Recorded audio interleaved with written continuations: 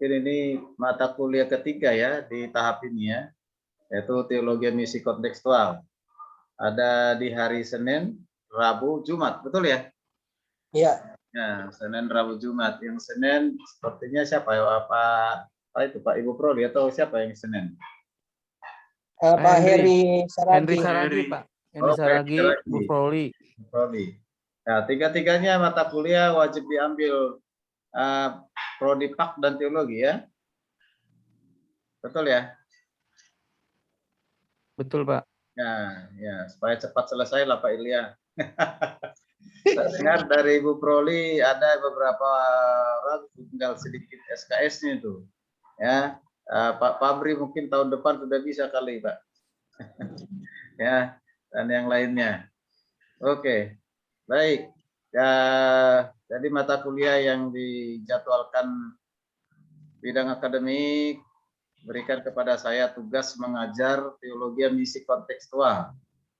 Teologi misi kontekstual. Terus terang aja memang ini mata kuliah baru pertama kali ya saya mengajar. Dulu yang mengajar Dr. Tode ya, Dr. Tode yang beliau sekarang lagi tugas di Papua Barat. Jadi beliau waktunya sudah tidak ada lagi. Beliau mengundurkan diri untuk sebagai kepala prodi dan juga sebagai dosen ke depan gitu ya. Mengapa? Karena fokus dengan pelayanan misi di Papua Barat. Saya dengar mau apa itu peternak babi katanya banyak di sana untuk pelayanan gitu. Ya. Ya, mengingat babi di Papua itu kan mahal, lebih mahal dari kerbau, dari sapi ya. Dari, ya. Tadi teologi misi kontekstual. Mengapa saya mau mengajar ini? Karena ada hubungannya dengan penginjilan tentunya ya. Ya, penginjilan. Mengapa saya dari tahun 2000 sampai hari ini pengajar tentang penginjilan. Ya, tentang penginjilan ya. Maka ini saya lihat ada hubungan setelah saya baca-baca ya tujuannya, nah kira-kira materi apa disampaikan. Ada hubungannya dengan pelayanan penginjilan ya, penginjilan. Jadi misi dan penginjilan. Sebenarnya lebih tepat nama mata kuliah ini adalah teologi misi dan penginjilan kontekstual gitu ya. Jadi ditambah misi penginjilan kontekstual ya. Tapi sekalipun tidak ada di nama apa disebut di mata kuliah ini dengan penginjilannya hanya misinya, tetap kita membahas berdiskusi tentang penginjilan ya. Nah, mungkin kalau teologi misi udah pasti udah sering kita dengar, bahkan kontekstual. Tapi ini bagaimana menghubungkan antara teologi misi dan kontekstual. Nah ini perlu, jadi gini, ada teologi misi kontekstual, tapi ada penginjilan kontekstual, ada teologi kontekstual, ya kan? Nah, teologi kontekstual, saya sendiri secara pribadi saya kurang setuju kalau teologi itu dikontekstualkan. Ya, kenapa?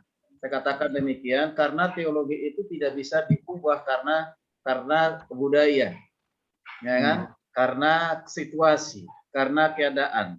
Nggak boleh teologi diubah kan gitu kan. Teologi itu sejak dia lahir tetap gitu. Ya. Hanya perbedaan barangkali orang punya tafsiran, pandangan gitu. Ada yang benar, ada yang lebih benar, ada yang tersesat gitu kan. Itu aja kan gitu ya. Nah, ya itu. Tapi kalau dikontekstualkan ya saya secara pribadi tidak setuju. Mengapa? Karena akan berbahaya kalau teologi itu dikontekstualkan. Ya gitu, dikontekstualkan berarti seolah-olah nanti teologi itu akan bisa diubah, dipengaruhi ataupun mengalami suatu perubahan karena budaya, karena situasi, kan gitu ya. Budaya tidak boleh mengubah teologi ya, tidak bisa ya, harusnya teologi yang mengubah budaya, kan itu yang ada. Tapi kenyataannya kan masih banyak kesannya kita lihat seolah-olah budaya paling tinggi ya, paling tinggi budaya ditempatkan di posisi pertama, lalu teologi itu di bawahnya. Jadi budaya membimbing teologi. Nah ini kekeliruan. Seharusnya beda. Teologi yang justru di atas untuk membimbing budaya. Nah, tapi nanti dalam hal praktiknya, pendekatan pelayanannya ataupun penginjilannya, nah ini yang tepat kalau dibuat kontekstual. sesuai dengan konteks budaya yang ada. Jadi lebih tepat misi kontekstual ataupun pelayanan kontekstual atau penginjilan kontekstual. Gitu. Nggak tahu Bapak Ibu ya seperti apa. Itu pandangan saya ya. Ya, saya tidak setuju dikatakan teologi kontekstual. Ya, kontekstual. Oke. Baik. Nah, jadi coba tetap di pasca sarjana ini kita lebih banyak diskusi ya, jadi bukan seperti yang program S1 ya, jadi kita tetap banyak diskusinya ya, karena satu-satunya penilaian kita bukan saja kehadiran tetapi juga karena kita nggak ada ujian teori. Semenjak saya mengajar tidak ada ujian teori untuk pasca sarjana, yang ada adalah pembuatan karya ilmiah mini atau makalah ya, makalah. Makanya ya saya share dulu apa yang menjadi tugas mahasiswa ya, yaitu membuat makalah. Saya tidak perlu jelaskan lagi, pasti sudah tahu karena sudah beberapa kali mempresentasikan materi-materi berhubungan dengan mata kuliah yang sudah pernah diterima ya, didapatkan ya. Jadi tidak perlu lagi caranya. Yang penting ikuti pedoman ya, pedoman menulis karya ilmiah atau makalah. Hanya 3 bab ya, 3 bab ya. Itu saya sudah terjelaskan, tapi kalau misalnya ada yang kurang jelas bisa nanti ditanyakan. Ya, yaitu topik pembahasannya. Nah, ini nanti akan dibahas misi penginjilan yang kontekstual Yesus berdasarkan kitab Matius. Ya, Yesus pelayanan itu pelayanan yang sangat kontekstual. Sangat kontekstual. Kemanapun pelayanan sangat kontekstual sehingga mudah diterima, mudah dimengerti sekalipun ada yang menolak. Ya kan, ada yang menolak ya. Tapi bagi yang menerima itu dia bisa menerima karena dikontekstualkan. Banyak contoh ya, banyak contoh di dalam Alkitab kitab Matius. Ya, kita perhatikan ya. Kemudian juga nanti misi penginjilan yang kontekstual Yesus berdasarkan kitab Yohanes, apalagi di kitab Yohanes. Yohanes juga sangat menjelaskan bagaimana Yesus dalam melakukan penginjilan ya, dalam mewujudkan misinya setelah diutus oleh Bapa di tengah-tengah dunia ini, bagaimana mewujudkan misi itu selalu menghubungkan dengan situasi manusia. Sebenarnya pada saat dia menjadi manusia berinkarnasi pun itu sudah kontekstual ya. Pada saat dia berinkarnasi menjadi manusia demi misi penyelamatan itu sudah kontekstual. Lagi melihat budaya yang ada di Israel dan juga di tempat lain misalnya seperti Samaria ya, di mana Yesus pernah melayani ya. Kemudian ditambah lagi dengan Paulus ya, misi penginjilan yang kontekstual Rasul Paulus berdasarkan kitab para rasul, itu sangat jelas sekali. Kita bisa melihat ya, nanti itu ada pembahasan, nanti akan saya bagi. Kemudian misi penginjilan kontekstual Rasul Paulus berdasarkan di kitab Roma juga ada ya, di kitab Roma. Kemudian di kitab Korintus, terutama di sini 1 Korintus ya, 1 Korintus juga melakukan pelayanan yang ya, kontekstual. Nah, ini dasar Alkitabnya menjadi pembahasan nanti yang akan dibuat menjadi satu makalah ya kepada mahasiswa. Kemudian yang keenam, misi dan penginjilan yang kontekstual dalam budaya suku Batak. Mengapa saya awali dengan suku Batak? Bukan karena saya orang Batak itu ya. Sini Batak, Toraja, Nias budayanya hampir sama lah, ya hampir sama ya. Ya hampir sama-sama senang dengan makan babi kan gitu ya. Kalau ada babi itu rasanya dalam pesta, dalam budaya itu, waduh, itu apa namanya bisa menjadi satu bahan pembicaraan kan gitu. Tapi ada tapi kurang kan gitu ya. Budaya-budaya yang lain ya, budaya yang lain dari segi alat musik, kebiasaan ya kan ya, untuk orang apa namanya yang meninggal ya, beda-beda kan. Orang yang meninggal muda, meninggal tua, usia lanjut, nah itu kan beda-beda tata cara untuk pemakaman dan hal-hal. Kalau udah tua lanjut usia pesta kan gitu, harus bukan potong babi lagi, potong sapi kan gitu ya. Nah ya diadatin kan gitu ya. Nah dia lihat juga budaya Batak ini, siapa yang tidak kenal ya, dan budaya kebiasaan untuk apa itu namanya tugu ya, tugu orang mati kan, itu berlomba-lomba itu ya. Nah ini kadang-kadang kalau kita perhatikan adat itu dibuat posisi lebih tinggi daripada firman, daripada Alkitab gitu kan. Nah ini bagaimana kita sebagai hamba Tuhan melakukan pendekatan pelayanan kepada kebiasaan yang seperti ini, yang ya kalau dibilang di rumah tidak mungkin dirubah sulit dirubah karena itu sudah sangat berakar, sudah sangat berakar. Tapi bagaimana kita bisa hadir menyampaikan misi Tuhan, Injil Kristus dalam kondisi seperti itu, ya kan? Nah, itu yang sangat menarik ya, sangat menarik. Ada yang sifatnya langsung frontal gitu kan? Misalnya apa? Ya kita tidak tahu ya. Mudah-mudahan di antara kita ini tidak ada yang seperti itu. Kalau tidak ada pun ya tidak apa-apa ya kan? Dalam pendekatan pelayanan penginjilan, kalau di suku Batak dengan menggunakan apa misalnya? Langsung frontal, bakar ulos misalnya seperti itu kan? Ya bakar ulos. Pokoknya itu bertentangan dengan firman Tuhan, bertentangan dengan kita bakar. Nah, akhirnya ini menjadi suatu penghambat ya untuk masuk dalam penginjilan gitu kan, dalam penginjilan gitu. Apakah dengan bakar ulos itu akhirnya persoalan selesai, Injil langsung diterima? Tidak, belum tentu, bahkan lebih banyak pada penolakan kan. Itu yang kita perhatikan, apalagi di suku Batak itu ulos itu kan ada sesuatu sudah budaya ya, sudah menyatu dengan kebiasaan, dengan etika, dengan kehidupan sehari-hari dalam segala kegiatan sehari-hari.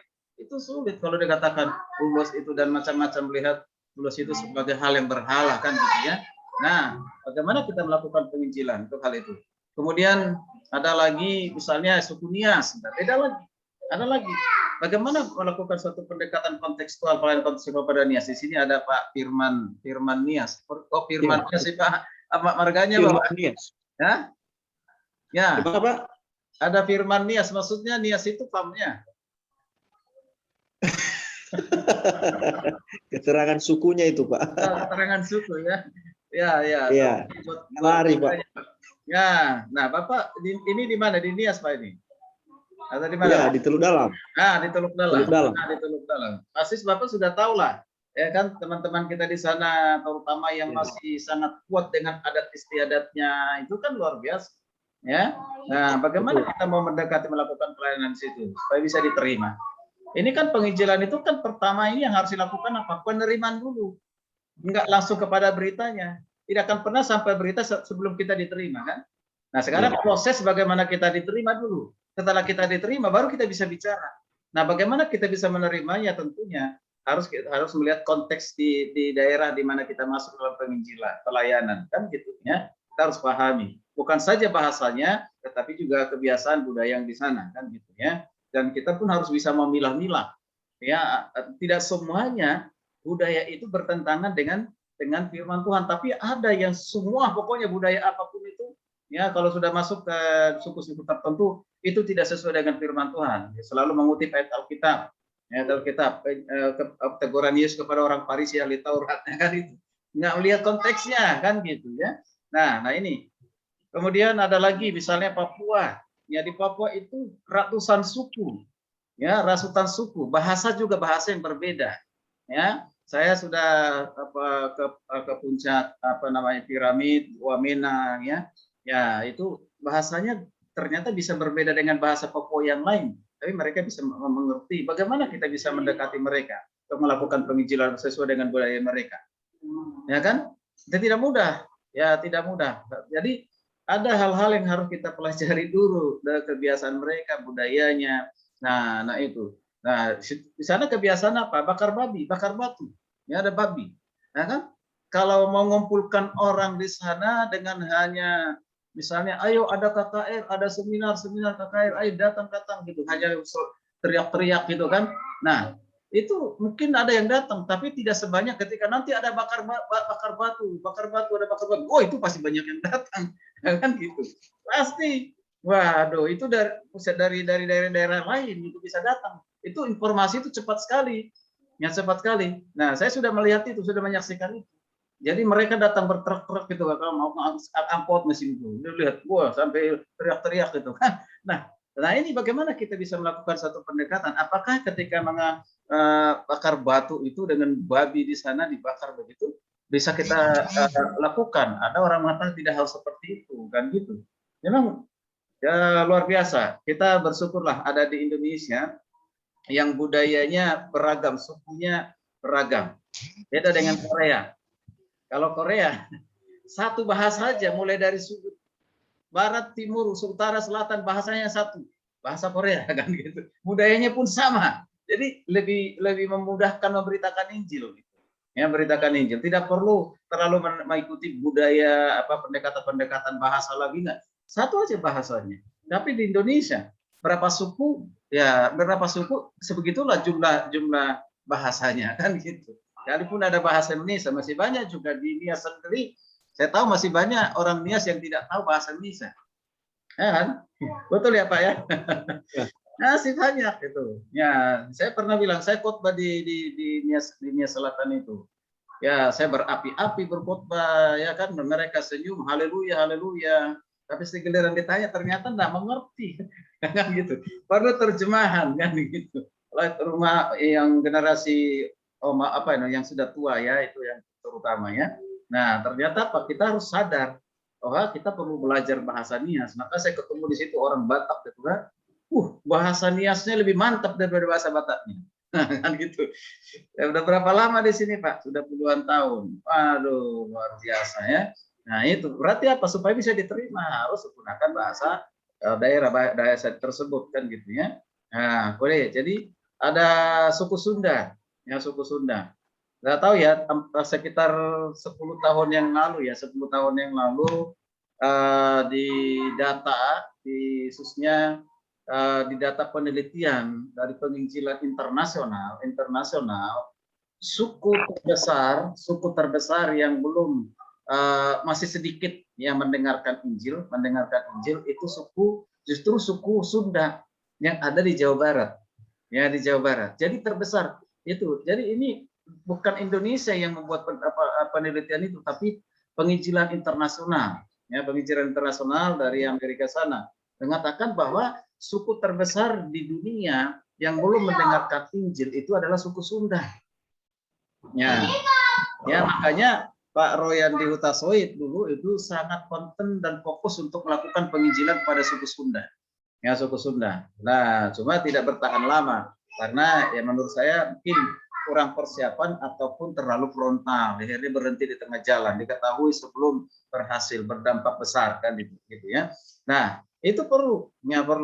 Ada lagi di Banten, Baduy kan gitu ya, suku Baduy yang sedikit sekali mendengarkan Injil. Ya, Pak Timotius Hardono ya pernah mengatakan kepada saya, Pak Dol, ada nggak mahasiswa yang diutus kayak suku Baduy untuk penginjilan? Ya, di sana kita siapkan tempat. Tapi mereka ada orang-orang yang berani dan belajar dulu bahasa di sana. Ya nanti saya pikirkan Pak. Ya, kalau ada kita siap kerjasama karena kita sudah mulai pelayanan di suku Baduy. Sedikit sekali itu dijangkau orang gereja sekarang ini. Beliau katakan seperti itu. Ya. Oke, nah, kemudian kemudian misi dan penginjilan yang kontekstual di pelosok desa. Ya, setiap desa itu tentu berbeda ya dengan pendekatan di kota. Ya, itu. Jadi juga kontekstual di perkotaan, ya. Pelayanan penginjilan kontekstual kota ya. Kemudian kontekstual di era yang sekarang ini, di era digital. Ya, di era digital, terutama di era COVID-19 ini, di mana gereja terutama yang di perkotaan ya terutama yang masih bisa dijangkau dengan kehebatan kemajuan IT kan ya IT ya itu kalau di desa-desa pedalaman mungkin masih awam dalam hal itu, tapi kalau kita belum masuk ke perkotaan sekarang ini sudah sistem pelayanan itu lebih banyak dilakukan secara online. Bahkan sudah ada yang berlomba-lomba sekarang ini membuat gereja namanya gereja online. Saya udah lihat beberapa di YouTube itu gereja online. Ada gereja Facebook, gereja FB. Jadi dia lakukan itu dan banyak cara yang lain. Nah ini itu apa? Untuk penjangkauan jiwa-jiwa terutama mungkin itu kepada pelayanan kepada jemaatnya. Ya kepada jemaatnya ya yang tidak bisa ibadah pelayanan secara langsung di gereja. Tapi mulai online sehingga berkembang bukan lagi untuk penjangkauan hanya jemaatnya, penjangkauan yang lainnya. Nah, seluruh daerah pun bisa mereka yang bisa dijangkau dengan internet misalnya kan, yang bisa dilayani, Kalau ada yang konsentrasi bisa saja mungkin berkembang sehingga jemaat itu ya bisa saja ribuan kan gitu yang akan dilayani. Hanya persoalannya adalah bisa nggak ini masuk dalam satu pengembalaan dengan cara hanya secara online, ya kan gitu ya. Tapi untuk penginjilan mungkin bisa saja. Ya, bisa. Ya, saya sudah coba lakukan itu juga kan. Jadi menantang perkenalkan Yesus, lalu membimbing menantang orang untuk terima Yesus. Kan gitu ya. Nah, saya percaya itu pasti ada yang mendengar dan mereka yang belum percaya kepada Yesus, mereka hatinya digugah, mungkin dia mengambil keputusan. Ya, baik. Jadi itu di era digital ini bagaimana? Ya, kemudian juga misi penginjilan yang kontekstual di era ya 4.0 ya. Nah ini juga yang sekarang ini ya. Ada lagi yang sebutan yang lebih terkenal sekarang ini apa yang disebut dengan tahun emas ya kan? Menuju tahun emas 45 atau 50 ya Pak Daniel? 50 atau 40 ya? 45. 50 5.0 mungkin. Ya, gitu ya, ya 50 ya. Ya bukan jadi bukan 4.0 lagi kan gitu.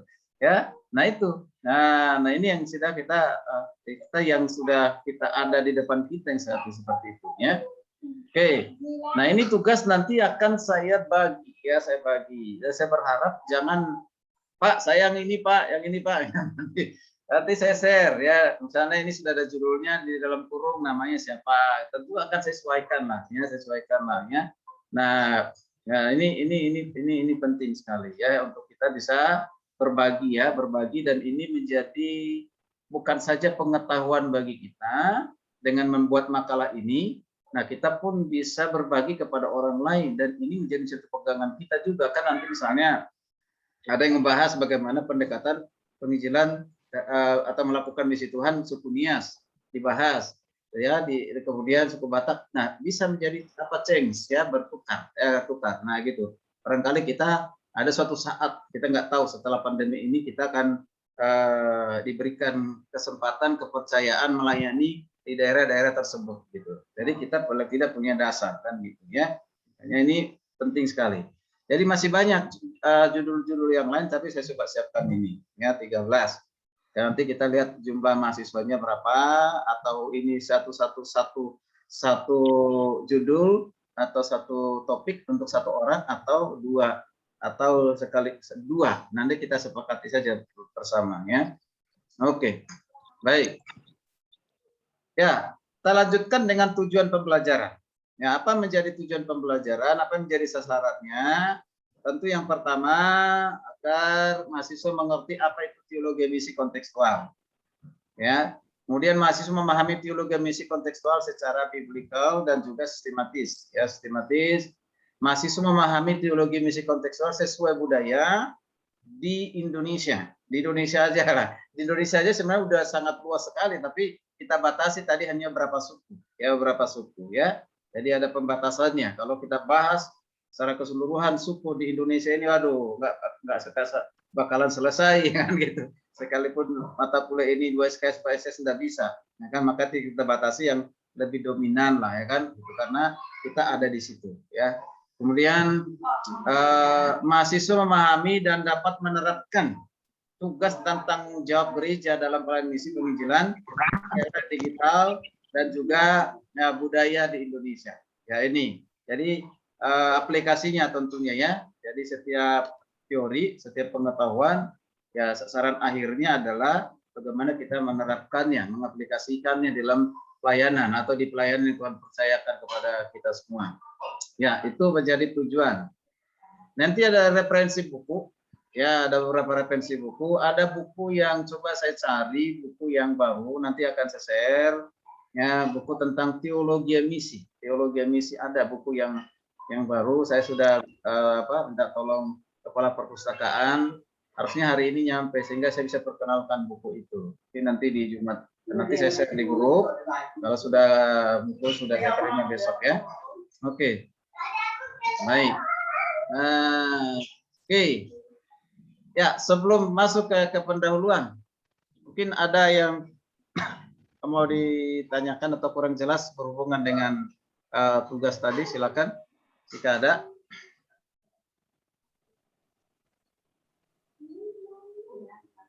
Saya Pak. Ya, silakan Pak Dani Leo bisa. Ya, silakan. Leo bisa ya? Betul ya, Leo bisa Pak. Itu Leo bisa apa itu Pak? PAM atau apa itu Pak? Paham Pak, ini dari Kupang. Oh, Kupang. Mantap, mantap. Silakan, Pak. Pertanyaan saya Bapak, pertanyaannya tadi dalam penjelasan tugas dan juga beberapa hal yang disampaikan, Ya. saya bertanya saja, tapi tidak juga memaksakan kehendak, hanya bertanya. Untuk beberapa ada tugas yang tadi disampaikan situ dijelaskan tentang cara kita mengkomunikasikan Injil Ya. yang akan dibuatkan dalam bentuk makalah. Ya.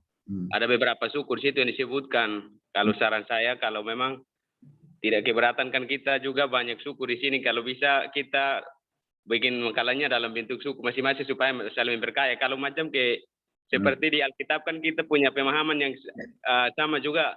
Tapi kalau macam ke suku saya dapatnya suku lain agak kesulitan karena pemahaman budaya begitu Pak. Boleh. Silakan Pak. Ya, kalau memang itu Bapak lebih senang, ya silakan Pak. Kita pun diperkaya dong nanti kan jadi kan. Ya, jadi silakan. Nanti boleh Pak. Jadi nanti seperti apa? Yang penting misi penginjilan kontekstual menurut suku. Kalau di misalnya di NTT itu kan ada beberapa suku juga Pak ya? Apa ya? Ya kan? Ya. Ada suku Timur di sini Pak, suku Timur. Suku Timur gitu kan, suku Timur. Nah seperti apa kan gitu. Silakan Pak, tidak apa-apa terbuka kita ya. Ini kan baru sebelum tadi 13 topik, jadi bisa saja berkembang dengan topik-topik yang lain. Ya, ya Pak ya. Siap. Tanya Pak. Ya, silakan Pak Osden. Ya, apakah tugas ini topiknya boleh dipilih? Kalau boleh dipilih, seperti Pak Dani Leobisa tadi. Kedua, Pak, makalahnya itu berapa halaman? Apakah terpisah dengan presentasi? Atau dari makalah itu aja langsung dipresentasikan? Terima kasih. Oke, baik. Seperti biasanya dua-duanya, Pak. Bisa bikin PowerPoint, bisa langsung makalahnya. Ya, makalahnya. Nah, itu cuma kalau ketika PowerPoint kan biasanya kita lebih banyak ke intisari ya, penjelasan. Nah, kalau di makalah kan dia berarti secara lengkap.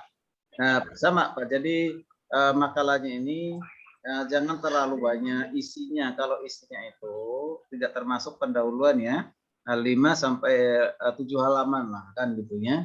Nah, ya, jangan lebih dari situ. Ya, kalau lebih dari situ nanti pembahasannya sangat luas dan membutuhkan waktu yang cukup lama. Atau bisa saja lebih, tapi nanti jangan dibacakan semua karena itu makan waktu. Ya kan? Ya, nah itu. Jadi minimal itu saya bilang isinya ya. Jadi belum di pendahuluan. Kalau di pendahuluan itu kan pengantar, apa yang mau dibahas, latar belakangnya apa, pokok persoalannya apa, batasan permasalahannya apa, tujuan penulisannya, tujuan pembahasannya apa, kan gitu ya. Nah itu di pendahuluan, paling itu mungkin 1-2 halaman, 2 halaman ya kan. Kalau udah masuk ke isi 5 sampai 7 halaman, yang 5 sampai 7 halaman. Oke, jangan lebih dari terlalu jauh lah, kan gitu ya intinya. Oke, ada daftar kepustakaannya, buku-buku referensinya ya. Ya bisa juga diambil 10% dari Google ataupun dari internet, silakan dari jurnal-jurnal yang ada, boleh itu tolong, tapi jangan 100% dari situ ya. Ya, supaya kebiasaan kita untuk baca buku. Nah, saya karena mengajar mata kuliah ini saya langsung ke toko buku. Ya, lihat-lihat buku gitu kan. Nah, sekalipun seperti ini. Jadi baru saya temukan ada beberapa buku. Satu lagi yang tadi itu langka. Nah, ini strategi misi Paulus. Saya belum punya buku ini. Setelah saya mau mengajar teologi misi ini, saya cari. Ya saya ketemu baru ini di antara yang lain, ada yang lain juga, coba saya pikir lebih pas ini pembahasannya ya. Ya, jadi ini teologi kontekstual juga nih. Ya, mengulas kontekstualisasi Paulus dalam pelayanan lintas budaya. Nah, ini salah satu ya, saya cari baru aja beberapa hari yang lalu karena saya udah mengajar, lalu saya cari buku ini dan ada buku yang lain. Ya. Nah, itu. Baik, ada lagi Pak? Pertanyaan satu lagi Pak, sorry. Itu kalau sukunya orang Papua 2 orang, lalu mengangkat topik itu, topik yang sama bagaimana? Oh, Nggak apa-apa sih Pak, nggak apa-apa. Cuma itu bisa saja ada perbedaan kan. Sangat kaya sekali dalam pendekatan budaya. Bisa saja mungkin dia melihat penginjilan itu dari sisi tarinya, bisa saja kan penekanan kepada budaya seni, misalnya kan. Tapi ada budaya kebiasaan adat, bakar batu kan gitu kan. Nah itu kan Pak, tidak, kalau diambil semuanya itu sangat tidak mungkin kan gitu ya. Bisa saja dibatasi. Ya dibatasi gitu Pak ya. Baik Pak, makasih. Ya. Kalau satu lagi Pak, Ya. kalau kita menginjil, Suki itu suka mabuk, berarti kita mabuk juga Pak. Itu bukan kontekstual Pak, itu kompromi. Kan supaya bisa ngomong Pak, ya kan? Harus minum tuak dulu baru lancar Pak, Ya, baru diterima. Jadi gimana tuh Pak? nah itu bukan kontekstual Pak. Kita harus bedakan kontekstual dengan kompromi. Bukan berarti kita harus minum tua Pak, ya kan? Ya, nah itu. Jadi bagaimana kehadiran kita? Ya kalau seperti saya dulu ketika pulang itu kan masih mengajak minum tua dan yang lain sebagainya. Apa tua itu? Sebenarnya tua itu kan tidak apa namanya? Tidak salah untuk diminum. Yang salah kalau tuak itu banyak diminum, Ya. bukan, ya kan? Ya. Itu kan obat, bahkan itu untuk obat apa namanya, menurunkan asam urat itu, ya kan? Kita tahu. Asam Ya, ya, yang lain sebagainya. Nah, yang merusak itu karena diminum terlalu banyak gitu, ya kan? Sama seperti anggur lah, ya, anggur merah itu, yang anggur apa itu yang terkenal di sana kan? Anggur itu sangat baik sekali untuk kesehatan. Bagus, ya kan, kalau diminum sedikit. Makanya juga Rasul Paulus katakan kepada Timotius, nasihat oleh Timotius, minumlah anggur sedikit. Ya kan penyakit apa? Pencernaan. Ya. Nah itu jadi saya pikir tidak masalah gitu. Masalahnya adalah kalau kita mengikuti mereka, ikut mabuk-mabukan supaya Injil diterima. Nah ini yang salah. Ya. Terus ada Pak Pendeta nambah, aduh cukup Pak Pendeta, terima kasih kan gitu ya. Nah, itu. Karena kesempatan buat kita ngobrol dengan mereka. Kan? Kalau kita nggak ini masih seperti seolah paling suci gitu, menghakimi mereka sehingga kita nggak mau bergabung ketika mereka ada di satu tempat tertuak misalnya kan. Ya karena mereka mampir gitu kan. Nah, kita mampir aja. Mampir apa? Kita tentu ya belajar untuk menguasai diri, mengendalikan diri kan gitu ya. Dengan beretika, dengan sopan, bukan menunjukkan kita sok suci, kudus. Bisa diterima. Ya kan? Nah, begitu. Ya, Pak ya. Jadi jangan juga mabuk gitu. Oke, baik. Tapi minum boleh. Nah, minum boleh, silakan. Tidak Minum dosa. boleh, ya. Nah, asalkan jangan Boleh Pak Osten minum, Pak Osten minum dikit. Minum sambil goyang-goyang kepala. Oke. Baik. Kalau dikit haram Pak. Nah, Kalau banyak baru halal. ya. Kalau sedikit demi sedikit, nah itu Pak. Ya. Lama-lama. Sedikit airnya banyak ya. Ya, Kalau saya menguasai Kalau diri. saya di daerah puncak dingin terus Pak, jadi kadang-kadang memang perlu satu Boleh slot. tiap hari Pak, boleh tiap Nah. hari minum Pak. Ya, iya. Sedikit. Ya. Perlu itu, betul. Untuk menghangatkan ya, menghangatkan badannya. Ya Baik. kita belajar teologi ini juga supaya lancar otak, minum dikit lah.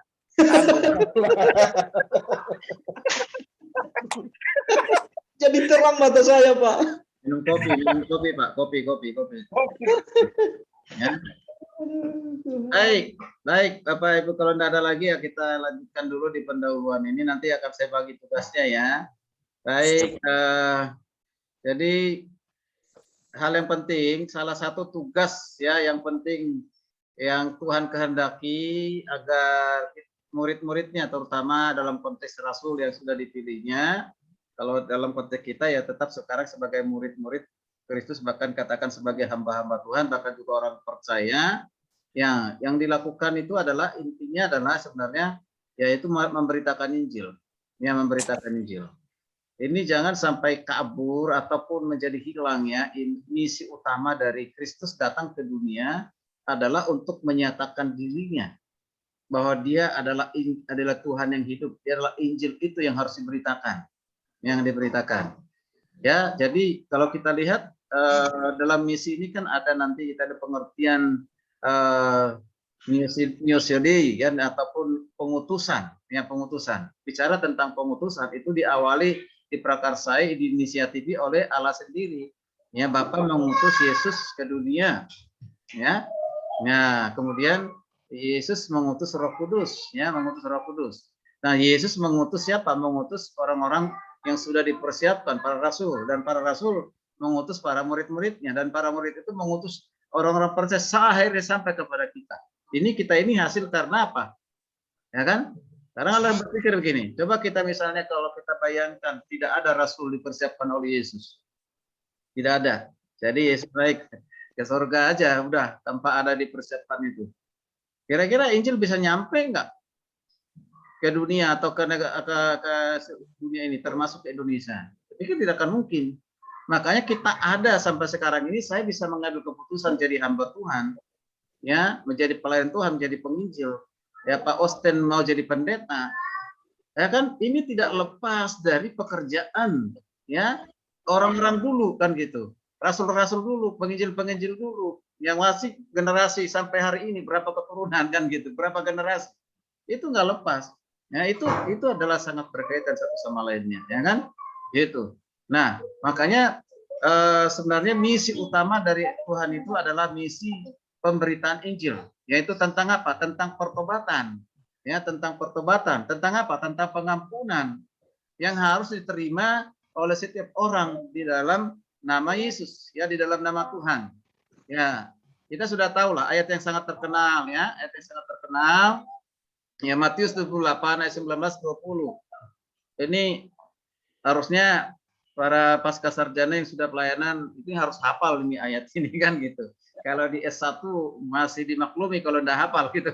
Itu pun kalau semester 1-3, tapi kalau udah semester 5 ke atas sudah harus hafal ayat ini. Tapi ada juga ternyata yang tidak hafal ayat ini. Ya, ada pada saat kapan kita tahu? Pada saat ujian skripsi. Udah hafal kan gitu. Padahal ini ayat yang memang tidak boleh dilupakan, ya. Bukan saja tidak boleh dilupakan, harus dipahami, dimengerti, karena ini amanat agung. Amanat yang mengubah, yang dapat mengubah dunia, yang mengubah manusia. Isi dari amanat ini. Nah, lalu kita lupakan itu amanat, ya kan? Nah itu. Nah ini. Nah, jangan sampai ada di antara kita tidak hafal dengan ayat ini kan gitu. Ya, harus tahu isinya ya. Nah, jadi nanti kita bisa lihat. Inilah misi utama sebenarnya. Bagaimana misi ini bisa sampai ke suku-suku, ya, suku-suku, menjangkau sampai kepada suku-suku anak dalam dan yang lain sebagainya, ya. Ya, berita pertobatan, berita pengampunan, ya, dan yang lain sebagainya. Lalu kita perhatikan, jadi bukan hanya satu bangsa, satu kota tentu saja, tapi kepada segala bangsa, ya, dari berbagai kota dan desa, bahkan sampai ke ujung bumi, sesuai dengan Kisah Rasul 1 ayat yang ke-8, ya, menjadi saksi mulai dari Yerusalem sampai ke ujung bumi. Nah, pertanyaannya, di mana sih ada ujung bumi kan gitu?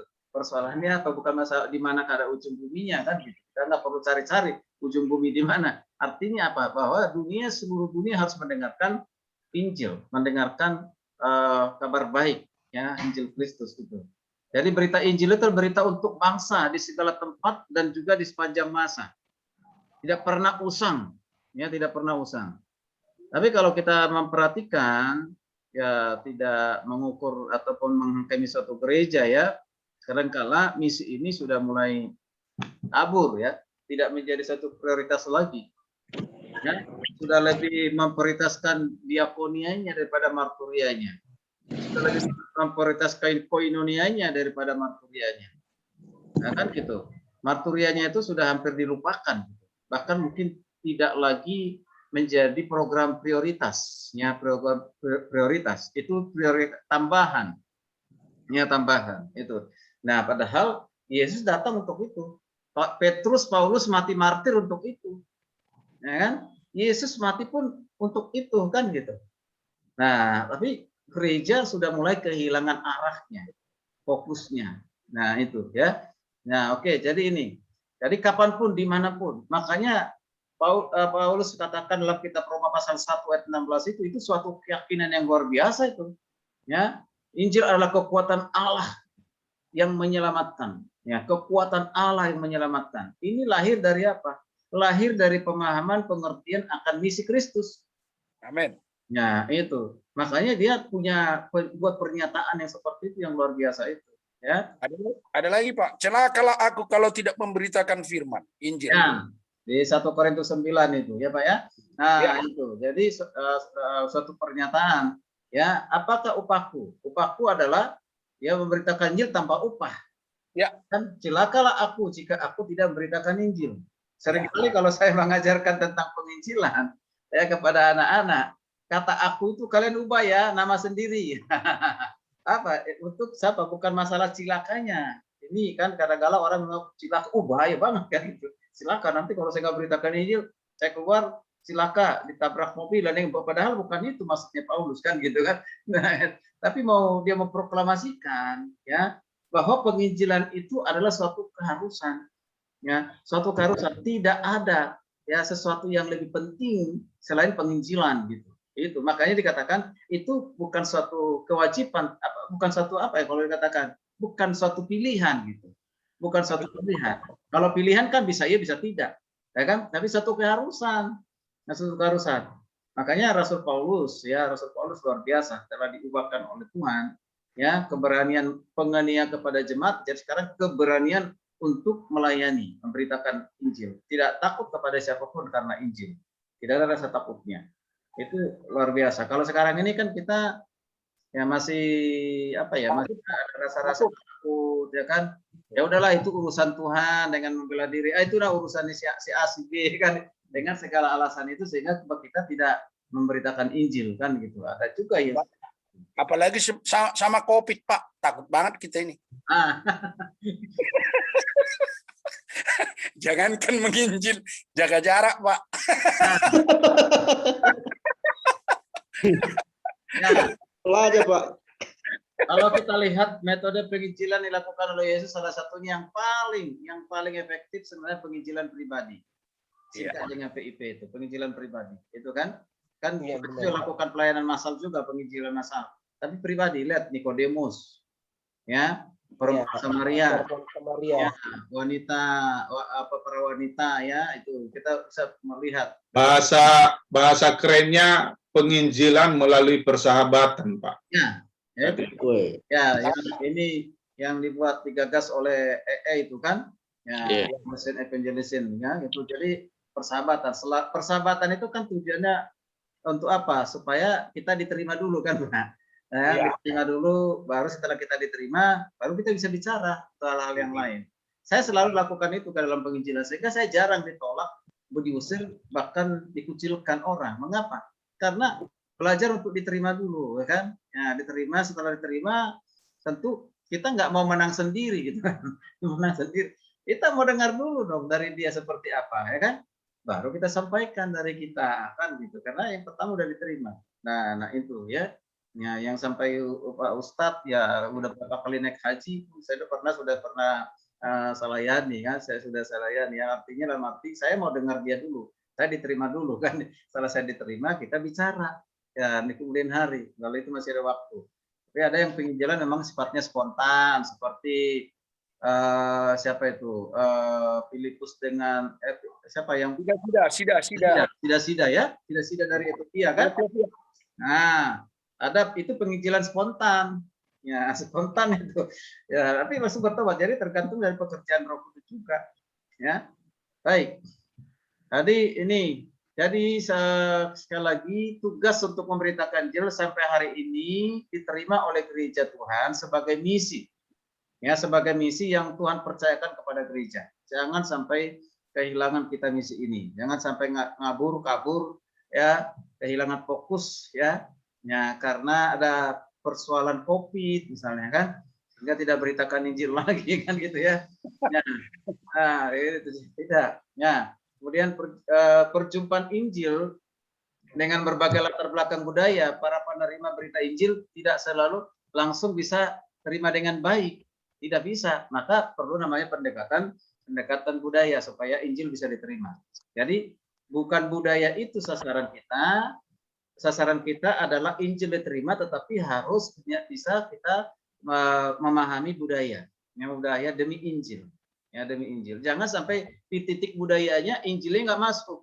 Kan ada juga seperti itu. Di titik sosialnya tinggi luar biasa, ya, ngasih suatu kebutuhan dikasih, tapi tidak ada tidak ada Injilnya gitu. Ya, makanya pernah siapa ya, Pak Kris Merantik atau siapa yang mengatakan ini, atau Pak Profesor saya tahu kan gitu ya. Ya, itu kan ya, orang Injili menginjil tapi nggak memperhatikan kebutuhannya sosialnya kan gitu. Kan gitu. Saya bilang, tapi ada umat yang lain dari Katolik sosialnya sangat tinggi, tapi isi Injilnya nggak ada gitu. Nah ini. Jadi bagaimana bisa memadukan ini semua? Ya, yang gereja Protestan, karismatik, Katolik dan yang lain punya kekhususan masing-masing, dipadukan gitu. Ya, dipadukan. Ya gitu ya. Nah, dipadukan supaya apa? Injil ini yang utama, karena goalnya utama itu Injil. Kalau kita kasih kebutuhannya, makannya dia senang, tapi jiwanya binasa, ya percuma, hanya selamat di dunia ini, tapi tidak selamat di akhirat kan gitu. Kan gitu. Nah ini orang Injili, wah semangat untuk penginjilannya berapi-api luar biasa, tapi nggak perhatikan, nggak tahu kan perut saya sekarang kelaparan, saya nggak makan Injil. Nah gitu kan. Nah ini kan, nah inilah pentingnya kontekstual.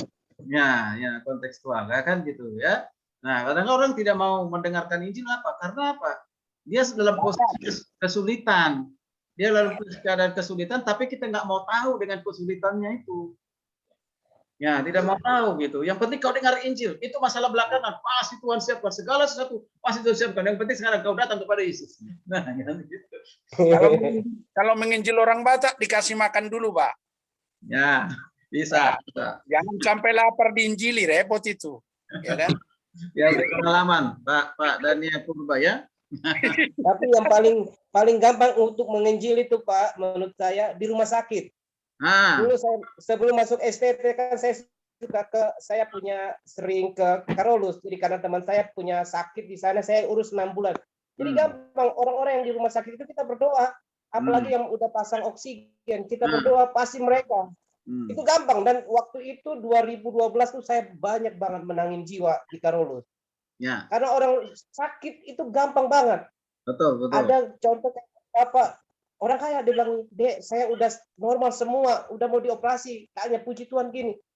Begitu dokter datang 10 menit, gimana? Udah siap mentalnya untuk masuk ruang operasi, tensi darahnya langsung naik 200. Kenapa? Mentalnya udah kalah. Dan begitu kita berdoa, ada damai. Jadi sebenarnya penginjilan paling bagus di rumah sakit. Ya, betul itu. Kalau kita sudah ketemu pasien itu apalagi keluarganya sangat senang. Mereka sangat terbuka gitu kan, tidak melihat lagi dari gereja mana kan gitu, nggak seperti lagu aku pandang dari gereja mana kan gitu. Nah, tapi biasanya seringkali menjadi penghambat. Saya alami di Pak Osten yang di Rumah Sakit Elizabeth ya, yang di Rawa Panjang itu kan. Kita sudah pernah pelayan penginjil di sana. Yang mempersulit siapa sebenarnya? Pengurus dari rumah sakit itu. Kami sudah ada di sini rohaniawan, tidak perlu. Mereka nggak melakukan penginjilan sebenarnya, nah kan? Nah itu sehingga segala cara kita lakukan. Kalau udah beda pengurus, bisa lagi beda kebijakan. Nah itu. Karena itu rumah sakit Katolik, Pak. Ya, betul. Ya, jadi itu. Padahal itu kan pasiennya kan bukan hanya dari orang-orang dari Katolik kan, semua ada di situ kan. Nah, sebenarnya bisa Pak diatasi. Harus ada orang yang sakit di sana, Pak. Hah? Maksudnya? Harus ada orang yang sakit di situ, kita yang jaga. Enggak juga Pak, bisa kita masuk ke rumah sakit, kita bilang bahwa kita hamba Tuhan, kita hanya mau mendoakan, soalnya ada salah satu jemaat saya yang di situ, karena dia mau operasi, jadi minta bantuan kami sebagai hamba Tuhan mau berdoa. Dan pasti security akan mengizinkan, dan itu sudah seringkali saya melakukan seperti itu. Dan di saat kita masuk, kita berdoa, pasti di sebelahnya melihat, pasti sebelahnya juga akan minta tolong ke kita untuk berdoa. Dari situ kita bisa ngambil data jemaatnya, pasien yang kita doakan, sehingga nanti besok kita mau datang lagi, alasannya kita mau berdoa buat pasien si A atau si B. Dengan begitu gampang sekali kita akan masuk ke rumah sakit. Walaupun dengan berbagai birokrasi, saya dulu sering banget untuk berdoa di rumah sakit, dan itu banyak banget. Ya, Ya, jadi memang itu kalau sudah ketemu pasien, ya ada kesempatan kita masuk ke rumah sakit, itu apa namanya? Mereka mudah untuk menerima, jarang ada yang menolak. Yang udah lagi sakit, Ya. udah pakai oksigen itu, enggak nanya lagi dari gereja mana, enggak nanya lagi.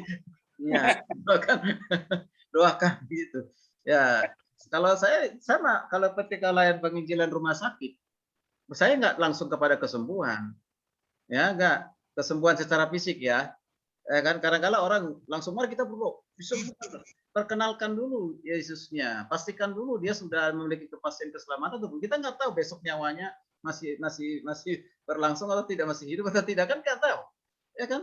Yang penting dengarkan dulu Injil keselamatan. Benar sekali Pak, itu yang pertama, itu yang utama kita memperkenalkan Yesus Pak. Nah, jadi perkenalkan dulu. Dan kalau ada kesempatan kita bimbing terima Yesus. Saya selalu menantang orang untuk membimbing terima Yesus sebagai Tuhan Juru Selamat. Ya kan? Bukan karena doanya, tapi karena imannya tentunya. Tapi apa salahnya kan?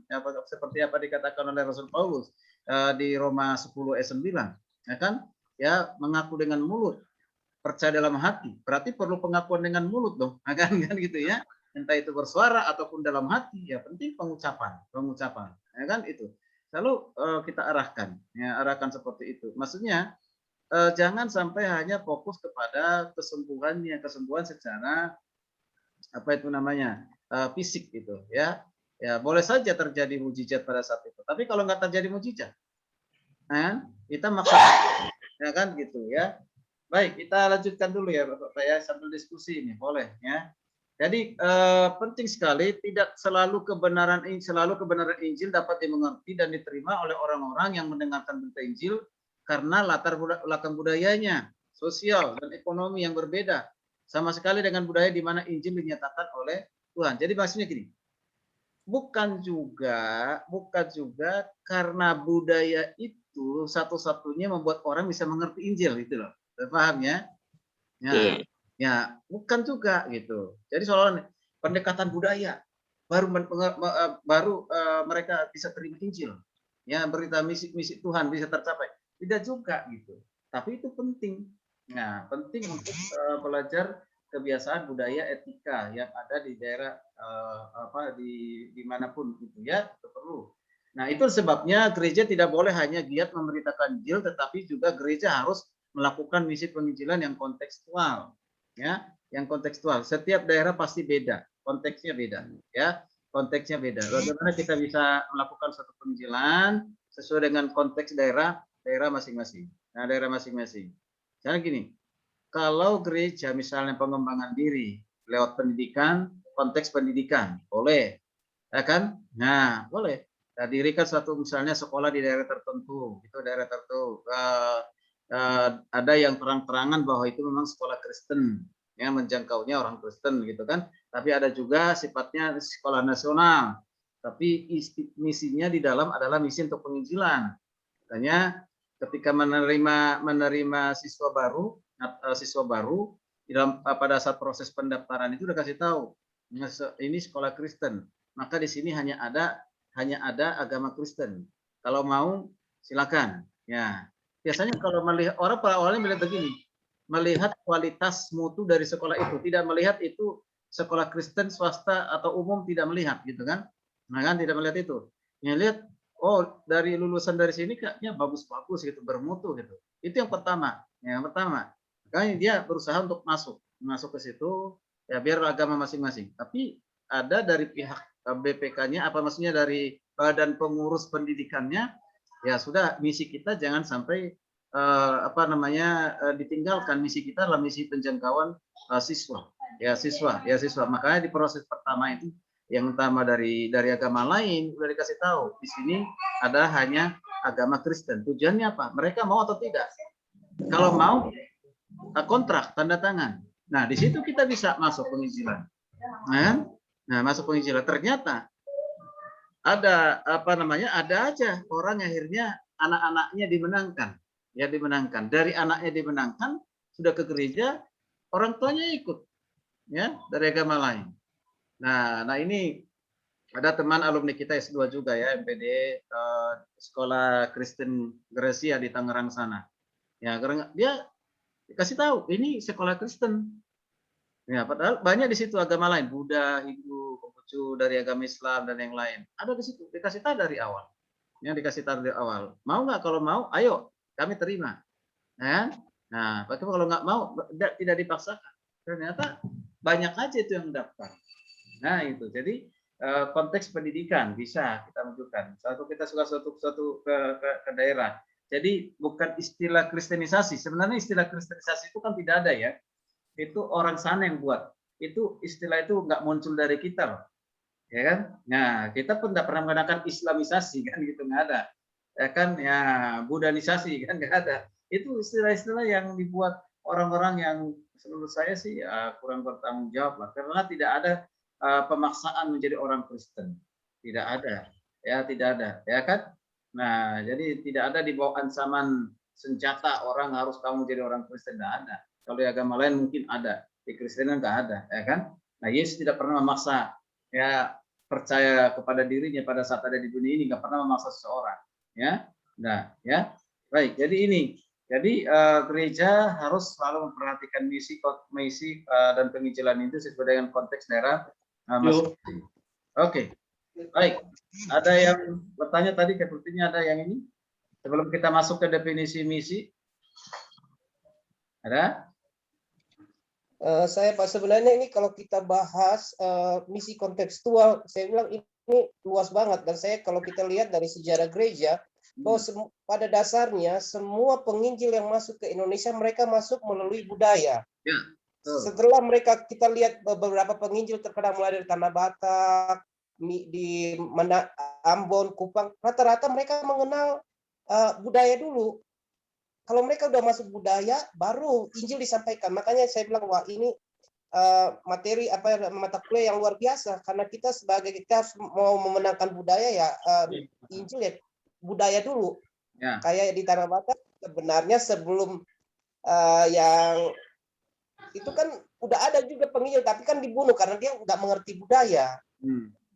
Tetapi setelah berikutnya baru budaya. Sama juga di Kupang juga seperti itu, atau di Nia seperti itu. Jadi saya bilang ini pembahasan yang luar biasa, kontekstual luar biasa, apalagi dengan sekarang, dengan kita lihat dengan zaman yang tadi ada juga yang di materi yang akan kita bahas yang 40, sekarang kan penginjilan lewat media sosial itu juga kontekstual karena diikutin zaman. Gereja juga sekarang banyak juga gereja lewat Facebook, gereja online. Ini konteks, karena saya bilang kontekstual itu tidak bisa berfokus pada satu titik, tapi dia berkembang. Ya. Jadi ini pemahaman, saya bilang materi mata kuliah yang luar biasa yang membuat saya menjadi semangat. Wah ini benar-benar bagus banget nih. Itu aja Pak. Oke, baik. Makasih Pak Yusuf. Jadi konteks ya, kalau bilang nanti apa sih pengertian kontekstual itu kan gitu ya. Nah, itu tidak bisa dibatasi untuk hal tertentu saja karena dia sesuai dengan daerah bisa beda, sesuai dengan perkembangan zaman bisa beda, ya kan. Nah, jadi itu ada, jadi dia sangat luas ya, sangat luas dalam hal kontekstual ini, ya kontekstual ini. Jadi ini yang kita perlu bahas. Nah, cuma di perkuliahan ini kan tidak mungkin kita bisa membahas secara keseluruhan itu kan gitu ya. Nah itu. Sekarang orang lebih banyak sekarang ini saya lihat seminar-seminar ya, seminar-seminar membahas tentang pelayanan penginjilan kontekstual di era digital. Itu banyak seminar sekarang itu. Di era digital. Atau menekankan kepada kontekstual bagaimana kita bisa diterima karena kita punya skill yang lain yang itu bisa diterima oleh orang lain. Jadi maksudnya di sini bukan saja kita hanya bisa berkhotbah, berteologi, ya. Ya, kalau hanya bisa berkhotbah berteologi kan udah cukup banyak, ya banyak. Tapi bagaimana kita bisa berkhotbah berteologi, tapi itu bisa dalam arti bisa diterima orang karena ada skill yang lain. Ya, ada satu kemampuan khusus yang kita miliki misalnya, ya dalam hal apa yang sifatnya itu bisa menjadi kebutuhan orang, ya kebutuhan orang, dicari orang, nah gitu kan. Nah, hanya seperti ya saya belum tercapai lah ke sana, tapi sudah lama direncanakan, tapi belum tercapai. Ya, mungkin ke depan. Saya ingin lulusan-lulusan terutama yang S1 teologi ini, ketika dia ke daerah, ke pedalaman apalagi, dia punya modal bukan saja teologi, bukan saja khotbah, tapi ada bagaimana dia bisa menciptakan lapangan pekerjaan dimulai dari dirinya sendiri dulu. Ya, Sekali, Pak. ya, dari diri sendiri. Misalnya apa? Mulai dari bercocok tanam yang tidak tradisional loh, yang bukan tradisional. Kalau tradisional bilang saya juga bisa seperti itu kan gitu ya kan. Nah ya kemudian peternakan gitu kan. Nah peternakan lele ikan yang sifatnya menghasilkan lebih dari tradisi kan. Kalau tetap tradisi orang udah biasa kan gitu. Nah sehingga dengan itu dibilang saya juga peternak lele, ya kan, tapi kok beda hasilnya dengan dia ya. Ya kan saya seperti ini hasilnya, tapi dia kok bisa besar dan buahnya kan gitu. Ya rahasianya apa? Ya gitu. Akhirnya kan mungkin akan bertanya kepada kita kan, ya bertanya itu kok beda, kenapa sih itu lelenya lebih banyak begitu dan sehat-sehat gemuk-gemuk lagi, ya kan hampir sama rata dia punya rata dengan apa dia punya besarnya rata gitu kan. Nah kalau saya ini ada yang besar ada yang kecil kan gitu. Nah mulai saya perbandingan. Nah itu kan sudah menjadi suatu media buat kita untuk berbicara dengan Injil dengan orang tersebut kan gitu. Nah kan kita ajarin jangan sampai begini. Aduh kalau saya ajarin saingan dong nanti ini kan. Ya saingan sehingga pelit bahkan tidak kasih ilmunya. Padahal sasaran kita kan bukan untuk bisnis. Ya kan sasaran kita melalui bisnis ini orang lain bisa mengikuti sehingga kita masuk Injil. Itu kan salah satu misalnya, masih ada cara-cara yang lain. Ya misalnya apa? Ya, kalau di daerah-daerah di pedalaman itu biasanya kan mereka sudah punya handphone. Punya handphone, saya sudah pernah lihat. Ya kan handphone, entah itu mungkin belum handphone Android tapi handphone biasa ada yang lain. Pasti mereka juga kalau ada rusak sedikit aja mungkin dia udah heboh banget. Ya kan padahal kita tahu mungkin itu hanya persoalan salah pencet aja kan gitu. Salah pencet aja dia nggak tahu kan gitu kan. Kalau ada di sana yang bisa servis handphone misalnya kan sehingga mereka tidak perlu ke kota gitu. Nah, ke kota gitu kan. Kita bisa bukan saja kalau kita bilang gratis kan kadang-kala orang nggak menghargai kan gitu ya. Nah, tapi dengan harga murah, tapi kalau orang tidak mampu ya udah nggak apa-apa bawa saja kan gitu kan. Nah, misi kita tuh apa? Bukan lagi untuk mendapatkan uang jasa dari servisnya sekalipun itu mungkin Tuhan berkati kita melewati itu. Tapi misi kita apa? Penginjilan tetap. Karena melalui itu kita bisa ngobrol-ngobrol tinggal di mana sambil servis kan gitu kan. Nah, di lama-lamain itu servisnya kan gitu. Jadi Injil kan sampaikan. Nah, kan? Nah, bisa nyampe kan gitu. Jadi sampai Injil. Nah, kita kan nggak pernah memaksakan orang, tapi sampaikan sendiri. Nah, banyak hal. Ya, banyak hal di sana. Ya, makanya perlu dilatihlah mereka untuk apa? Bagaimana menservis handphone. Dilatihlah mereka bagaimana melakukan tambal ban, kan gitu kan. Masuk ke benar sekali. Nah, atau pangkas rambut. Nah, potong rambut misalnya ya. Bonding. Ya, kalau kecantikan kadang-kala di kota ya, kalau di daerah-daerah kalau kecantikan. Kalau nggak montir biasa di daerah teman saya bekas teman. Dia belajar Jakarta waktu kita sama-sama. Sekarang dia penginjilan sekalian buka montir Pak, karena dia di daerah Sumba di pedalaman di NTT pedalaman. Jadi dia buka montir dan di situ luar biasa. Dia menangin banyak jiwa karena motor, dia kuasai motor. Dia bisa perbaiki motor. Nah dari situ banyak jiwa dimenangkan. Adiknya juga waktu itu kuliah STT, dia pangkas rambut karena gayanya dari dibilangkan wah ini dari orang Jakarta. Ya luar biasa juga, jadi berhasil juga. Injil disampaikan, bukan saja langsung kita berkhotbah, tapi kita sudah memperkenalkan Injil kepada mereka. Ya.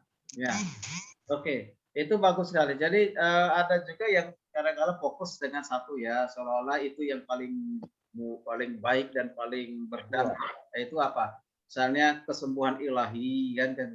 Silakan aja, tapi jangan kita hanya berpatokan kepada kesembuhan ilahi. Ada orang tertentu ya, misalnya seperti itu, seperti apa yang sekarang lagi viral namanya Andi kan gitu. Saya nggak bisa seperti Andi kan gitu. Andi pun nggak bisa seperti saya kan gitu. Jadi masing-masing punya kelebihan yang Tuhan berikan. Jadi jangan kita patokan, waduh ini yang benar. Nah ini yang lebih hebat dalam pemberitaan Injil.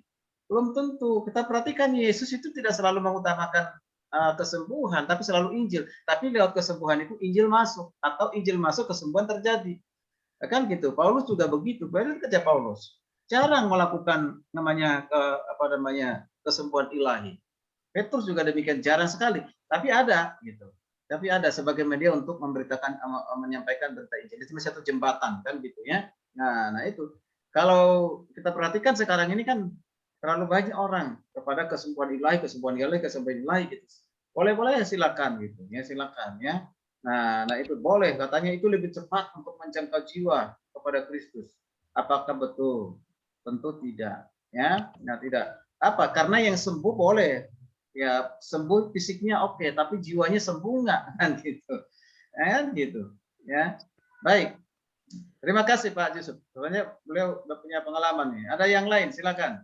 Kita ini harus lebih banyak sharing. Nanti kan mulai depan sudah fokus dengan pembahasan makalah. Iya benar. Karena saya lihat kebanyakan kita yang di kota kan, kita kalau ngomong kontekstual berani banget ke adik-adik kita. Kamu harus begini, tapi nanti bilang inilah aku, utuslah dia. Ya, kita bicara, kita nggak melakukan. Inilah aku, siapa kau utus? Siapakah yang engkau utus? Siapakah yang akan pergi? Inilah aku, utuslah dia. Jadi kita tidak menjadi kontekstual. Seharusnya kita yang sekali-sekali kita yang di kota, sekali-kali kita ke daerah, pedalaman, kita melihat bahwa penginjil itu luar biasa. Mereka makan dari hasil, bukan dari gaji ya. Saya punya beberapa teman, mereka minta pertemanan dengan saya. Mereka cerita pelayanan mereka di daerah. Waduh, saya luar biasa. Dibayar dengan mungkin dengan singkong kah, kelapa kah, dengan apa, bukan dengan itu. Kalau kita di kota kan enak. Ya. Makanya saya bilang puji Tuhan dengan saya sharing sedikit ya Pak ya, Pak Ketua. Ya. Saya bilang dengan adanya COVID ini, inilah penyaringan hamba-hamba Tuhan yang bekerja hanya dasar uang, dia kehilangan pelayanan. Tetapi kalau dia benar-benar motivasi pelayanan, dia tidak kekurangan. Ya. Karena saya punya teman beberapa teman tim Praise and Worship, mereka pemain musik yang luar biasa. Mereka sekali pelayanan di gereja saya dulu di Tebet, sekali pelayanan 300, mereka seminggu bisa sampai 3-4 kali pelayanan. Begitu sekarang COVID, mereka gigit jari, Bang, minta pelayanan. Ya, nggak ada gereja yang buka. Nah, di sinilah saya bilang COVID ini membuat kita penyaringan hamba-hamba Tuhan, pelayanan yang benar-benar melayani dengan hati atau kita mencari uang. Itu aja sih. Pak Dani, HP-nya terbalik Pak Dani. Itu namanya ini harus begitu Pak. Ini kontekstual katanya. Kontekstual Pak. Ya. Oke, betul sekali tuh Pak Yusuf. Barangkali kita setuju. Jadi memang Tuhan izinkanlah ya COVID ini memurnikan gereja, memurnikan hamba Tuhan, memurnikan jemaat, ya kan gitu. Ya, sehingga tetap setia kepada Kristus, setia melayani dengan kondisi yang seperti yang sekarang ini. Banyak yang kehilangan, memang betul kita udah pernah bahas itu ya, kehilangan income, ya kehilangan sesuatu yang sudah biasa diterima, gitu kan. Contoh misalnya, kalau dia udah bertahun-tahun di gereja itu dimanjakan dengan apa yang dia terima, kan, ya kan, tiba itu tidak karena COVID harus ditutup gereja itu, tidak boleh lagi ibadah di situ, sehingga kehilangan. Nah, kehilangan lalu kemana? Lalu melamar, cari kemana-mana. Ya jangan-jangan karena sudah tidak ada lagi di lowongan di gereja, jangan-jangan larinya ke diskotik kan gitu, main musiknya kan gitu. Kehilangan income kalau melayani untuk hidup Pak. Ya. Tapi kalau hidup untuk melayani nggak ada masalah. Masih Tuhan pelihara. Ya. Amin. Ini filsafat. Amin Pak, benar sekali. Ini filsafat. Benar. Itu bukan filsafat, tapi itu kebenaran Pak. Ya. Baik. Ya, penyaringan antara pendeta dan hamba Tuhan ya. Pendeta diangkat sinode. Hamba Tuhan diangkat Tuhan. Ini penyaringan orang Kristen dan anak Allah.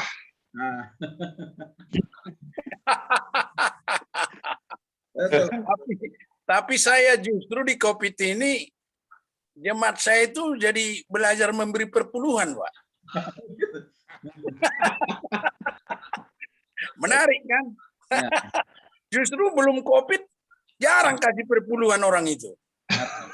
Mudah-mudahan Pak, karena memang paham firman Tuhan, bukan karena takut mati Pak. Kalau itu saya nggak tahu, Pak. Cuma saya menyimpulkan COVID membawa kemajuan. Kemajuan. Nah, tapi jangan diviralkan itu Pak. Orang yang sekarang ini justru menganggap COVID ini memperburuk ekonomi ya. Bahkan ekonomi sekarang banyak orang kehilangan pekerjaan karena perusahaannya tidak mampu lagi membayar. Nah, ini baru ada teman hamba Tuhan, ya kan? Saya tanya, Pak, masih di sini nggak bekerja? Oh, sudah lama saya nggak di situ lagi, udah 7 bulan setelah COVID ini. Kenapa, Pak? Karena sudah 7 bulan seluruh karyawan sedang nggak digaji. Ya. Tapi di satu sisi, Pak, di satu sisi ada teman saya justru usahanya luar biasa, Pak. Nah, bisa. Karena dia jual peti mati, Pak. Aku pernah bahas itu. Iya kan? Ya. Jadi gimana orang yang selama ini orang nggak hitung-hitung itu, kan sekarang justru panen. Nah. Ya bersyukurlah kalau itu jemaatnya Bapak, sehingga perpuluhannya besar Pak. Jadi maksud Bapak memperpanjang kematian gitu, Pak. Ya.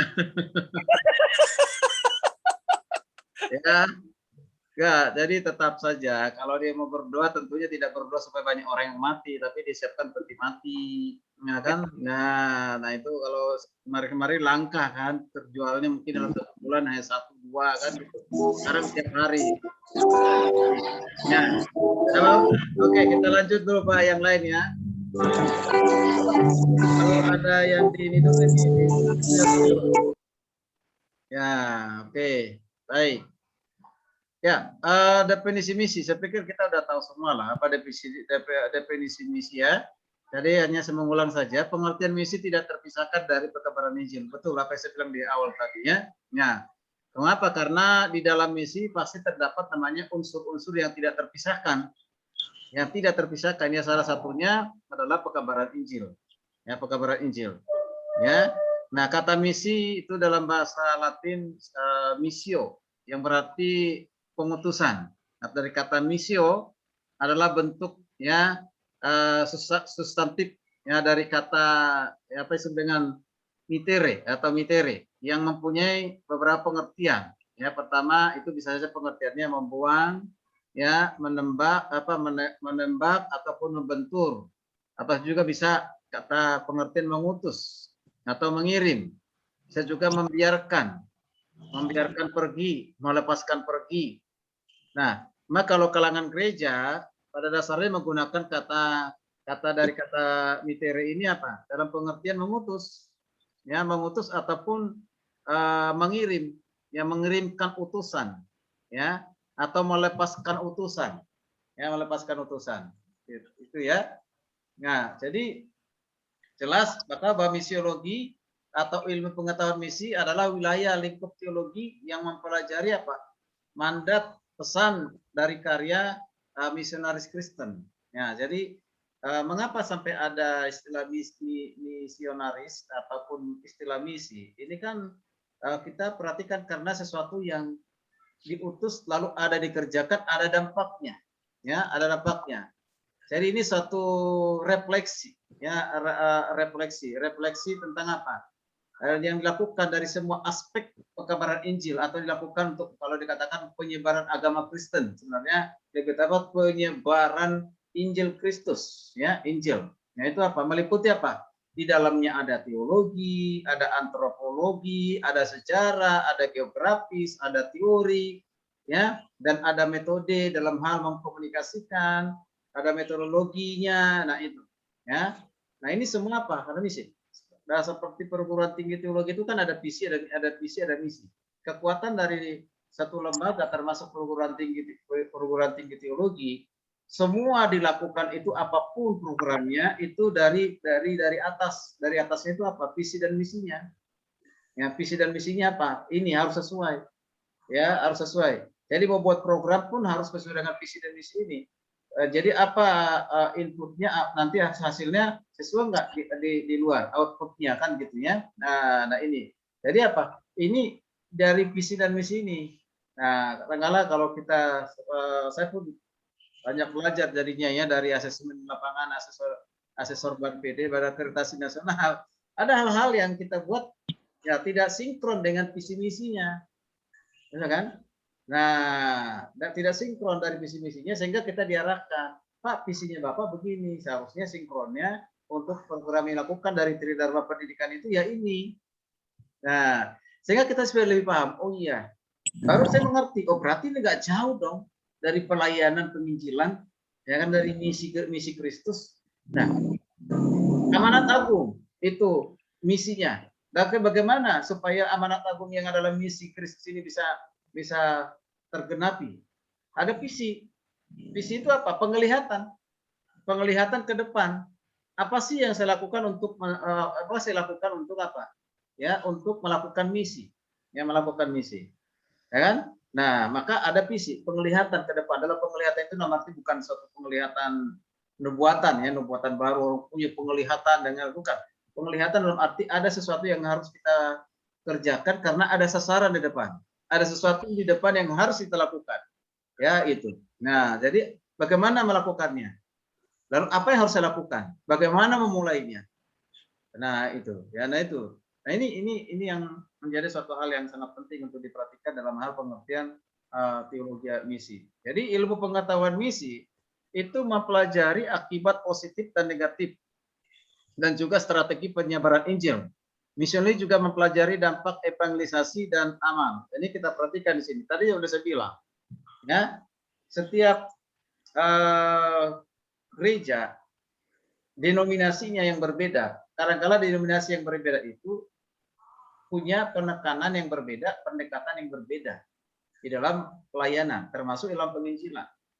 Jadi yang lebih menampakkan lebih menonjolkan sosial ada, yang menampakkan Injilnya ada, menunjukkan kesembuhannya ada, khotbahnya saja ada, pengajarannya ada, semua ada.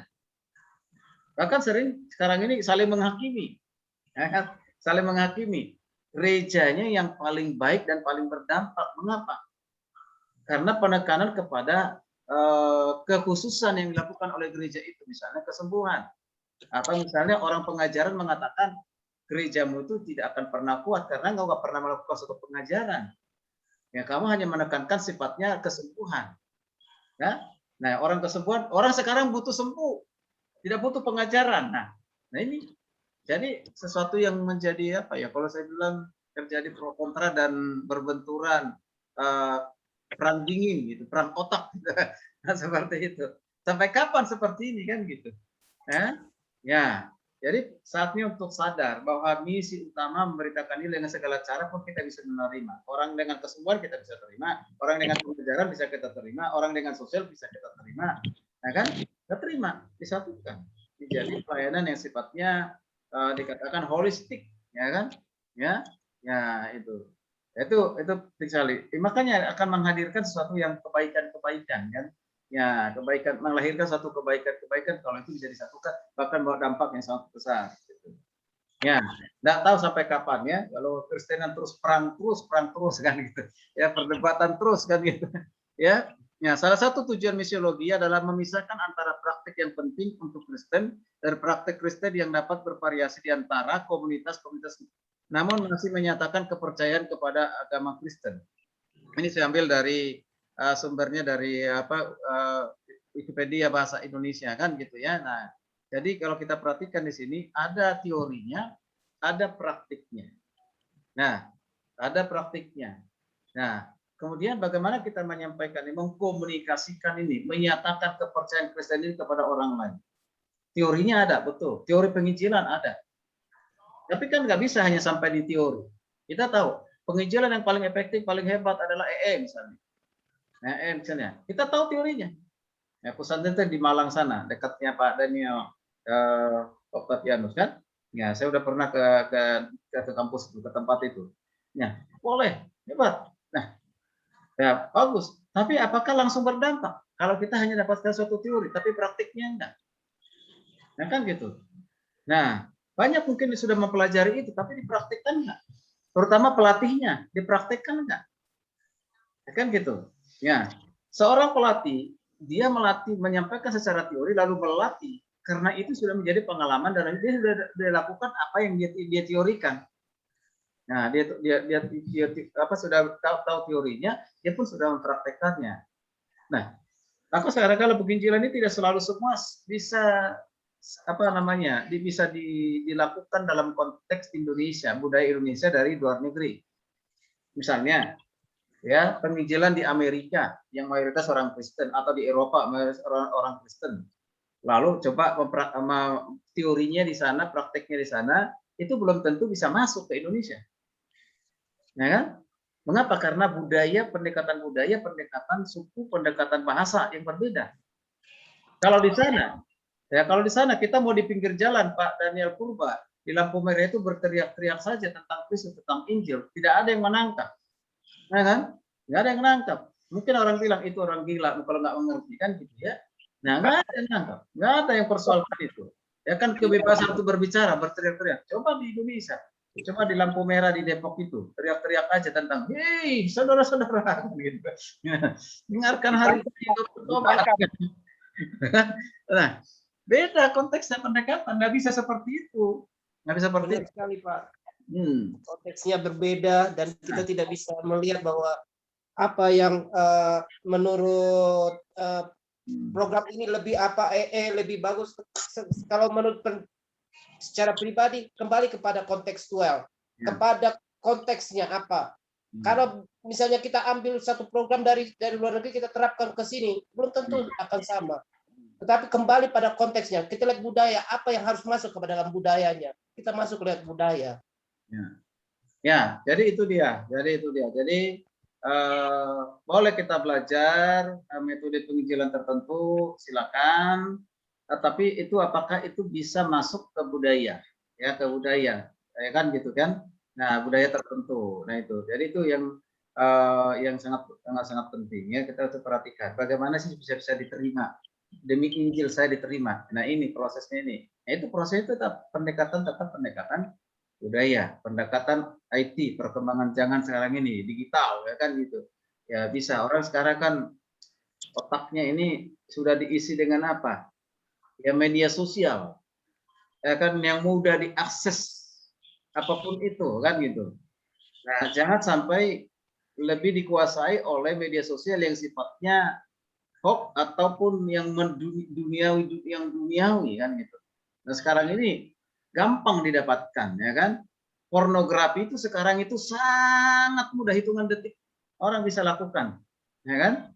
Hitungan detik. Kalau dulu sebelum ada internet ini masih zaman saya masih ingat, ya kan? Ya kan untuk mendapatkan hal seperti itu susah, ya kan?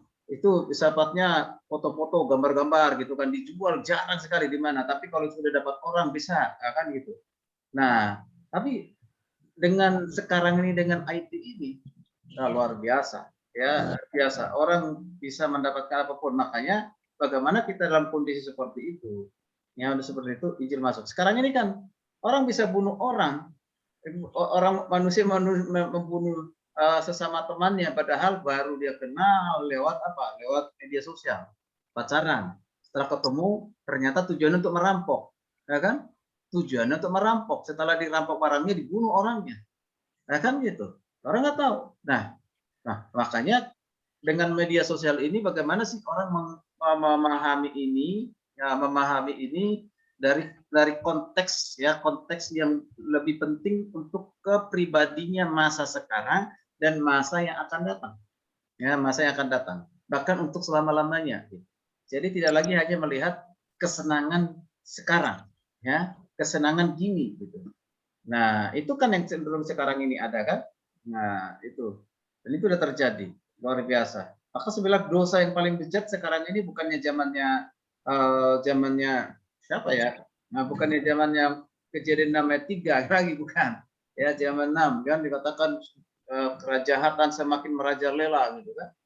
Nah, kejahatan itu lebih sadis daripada sekarang ini. Bandingkan zamannya Adam dan Hawa keturunannya itu, ya. Ya memang itu akibat dari dosa masa lalu ya. Baik, dari itu. Jadi misi adalah kegiatan ilahi dalam pengutusan agen-agen perantara apakah bersifat supranatural atau manusia untuk berbicara melakukan kehendak Allah. Ini tadi saya katakan itu kan. Jadi misi itu apa? Itu ingat, kegiatan ilahi bukan kegiatan kita loh. Kegiatan ilahi. Ya. Tuhan yang punya misi itu, bukan kita. Tuhan yang berkehendak supaya misi itu dikerjakan, dilakukan. Tuhan yang punya kehendak supaya Injil diberitakan. Gitu kan? Lalu bagaimana caranya? Tuhan pakai manusia. Tuhan pakai kita. Gitu. Jadi bukan lagi fokusnya itu kepada sayanya gitu. Ya kan? Ya saya tapi fokus kepada apa sih yang harus saya terima, apakah yang harus saya mengerti, apa yang harus saya beritakan, apa yang harus saya sampaikan. Gitu. Dan jangan sampai kecenderungan kalau saya terima ini, saya pahami, lalu saya lakukan, lalu yang saya dapatkan apa? Ini beda. Kalau di perusahaan mungkin boleh kita seperti itu. Oke, kalau saya di perusahaan ini saya punya keahlian di bidang IT. Saya punya keahlian. Berapa perusahaan untuk menghargai dan memberikan kepada saya gaji dengan kecanggihan saya ini, dengan kemampuan saya ini? Silakan aja, boleh-boleh saja kan gitu, silakan. Ya silakan. Nah, mungkin perusahaan akan pertimbangkan, oh kita butuh orang seperti ini, dia hebat dalam hal IT, kita butuh. Kalau kita butuh berarti kita berani untuk bayar. Nah, berani untuk bayar. Demi apa? Karena kita berani membayar dia besar, akan mendapat dampak yang besar, hasil yang besar, gitu kan? Maka bisa diterima gitu. Tapi kalau dalam pelayanan kan nggak boleh seperti itu. Ya, jadi nggak bisa. Jadi bukan itu lagi apanya untuk saya, tapi apanya yang harus saya lakukan misi Kristus ini. Apa yang saya lakukan? Bagaimana saya melakukannya? Nah itu, ya. Jadi ini karena ini sudah berbicara tentang sebenarnya kegiatan ilahi. Sering saya bilang gini, proyek ilahi gitu. Proyek ilahi, proyeknya Tuhan yang harus kita diberikan kesempatan untuk mengerjakannya, ya melakukannya. Oke, itu pengertian misi. Bentar, tahan dulu kalau misalnya ada yang kita diskusikan ya. Sekarang pengertian kontekstual. Ya, pengertian kontekstual. Nah, istilah kontekstual itu selalu dipakai dunia teologi penginjilan dan misi. Ya kontekstual. Nah, ada juga kelompok tumbuh bersama kontekstual, ada kan ya pendekatan pemahaman teologi yang kontekstual. Nah, ya kan? Nah, tapi yang kita hubungkan dengan misi yaitu adalah berarti sering dipakai untuk penginjilan dan misi yang kontekstual. Jadi itu istilah ini menunjukkan apa? Kepada suatu pola. Pola apa? Pola pendekatan bagaimana memberitakan Injil. Pola pendekatan penginjilan atau misi yang bisa diterima oleh konteks ya, konteks di mana aksi penginjilan atau misi itu dilakukan. Nah, inilah kontekstual. Sehingga itu berarti kalau disederhanakan apa ya? Pendekatan. Ya, pendekatan melalui budaya. Ya, pendekatan melalui bahasa, pendekatan melalui suku, pendekatan melalui pendidikan, pendekatan melalui skill. Dan pendekatan-pendekatan yang lain yang bisa kita lakukan. Pendekatan melalui misi, ada namanya misi holistik. Misi holistik berarti apa? Di sana ada bercocok tanam, ada di sana peternakan dan macam-macam, nah kan? Nah, macam-macam demi supaya Injil didengarkan, ya kan gitu ya. Nah, jadi kontekstual itu merupakan langkah atau upaya yang tepat untuk apa? Untuk membahasakan berita Injil. Nah, berita Injil dalam masyarakat yang majemuk ya di Indonesia ini sekarang ini ya. Masyarakat Indonesia itu disebut dengan masyarakat yang majemuk. Mengapa? Karena punya suku yang berbeda, latar belakang yang berbeda, budaya yang berbeda, yang sangat kaya di Indonesia, yang sangat kaya. Ya, makanya Jepang, Belanda mau merebut Indonesia itu karena bukan saja karena kekayaan dari budaya, tapi kekayaan alamnya kan gitu ya, yang luar biasa kan. Rempah-rempah yang paling banyak rempah-rempah di dunia ini di Indonesia. Baru saya dengar ya kan, kunyit. Tahu kunyit ya? Kunyit itu kan hal yang biasa buat kita. Tiap hari kita tahu kunyit kan, tiap hari kan. Ternyata di daerah di negara tertentu kunyit itu obat mujarab, mahal, susah dicari ya gitu.